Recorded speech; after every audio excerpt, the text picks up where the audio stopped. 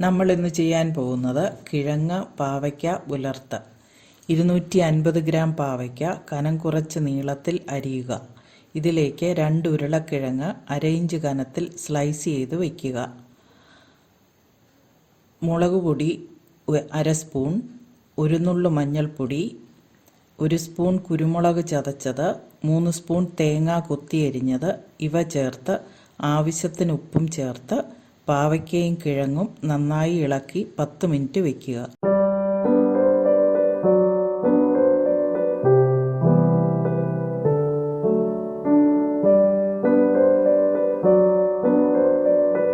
വെളിച്ചെണ്ണ ഒഴിച്ച് ചൂടാക്കുക.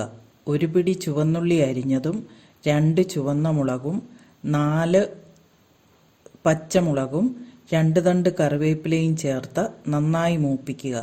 ഈ കൂട്ട് ചേർത്ത് വെള്ളം ചേർക്കാതെ അടച്ചു വേവിക്കുക. ചെറുതീയിൽ നന്നായി ഉലർത്തിയെടുക്കുക. കിഴങ്ങും പാവയ്ക്കയും അല്പം ക്രിസ്പിയാകുമ്പോൾ തീ നിർത്തുക.